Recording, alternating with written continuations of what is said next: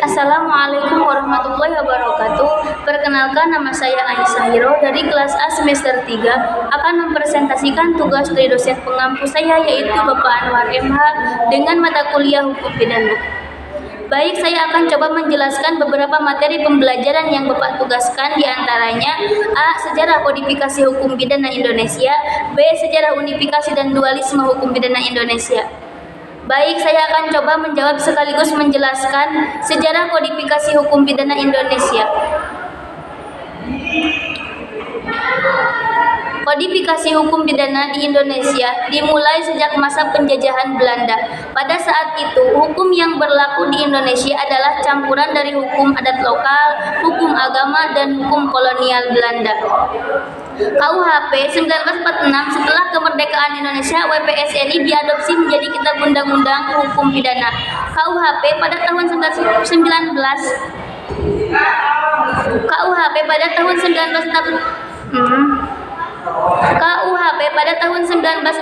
meskipun telah mengalami berbagai revisi, KUHP saat ini masih banyak menggunakan dasar hukum yang sama.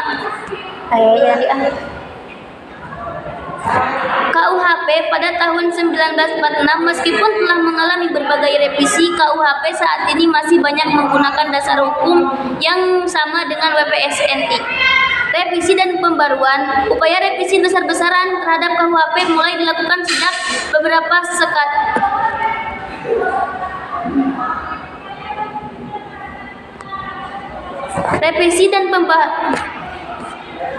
Revisi dan pembaharuan. Upaya revisi besar-besaran terhadap KUHP mulai dilakukan sejak beberapa dekade lalu untuk menyesuaikan dengan nilai-nilai Indonesia yang merdeka, termasuk pemikiran terkait hak asasi manusia dan perkembangan sosial. Revisi terbaru disahkan oleh DPR pada tahun 2022 yang memperkenalkan berbagai perubahan signifikan. B. Sejarah unifikasi dan dualisme hukum pidana Indonesia. Unifikasi dan dualisme hukum pidana di Indonesia berkaitan dengan penerapan berbagai sistem hukum yang berbeda dalam satu wilayah.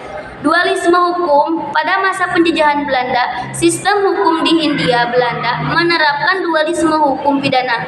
Ada dua sistem hukum yang berlaku, hukum bagi warga Eropa dan hukum bagi warga pribumi.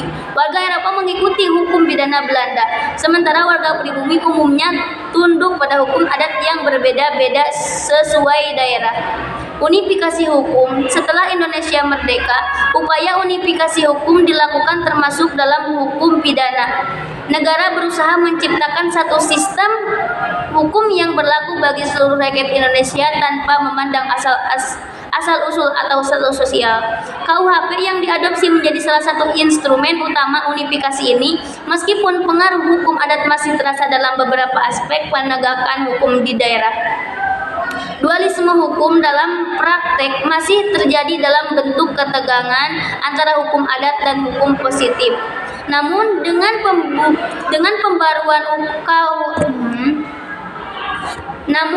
pembaruan KUHP yang terjadi, Indonesia semakin menuju ke arah unifikasi hukum yang lebih menyeluruh. Jadi, sejarah hukum pidana di Indonesia menunjukkan perjalanan dari kodifikasi kolonial ke upaya modernisasi dan unifikasi hukum yang sesuai dengan karakter bangsa. Sekian dari saya. Wassalamualaikum warahmatullahi wabarakatuh.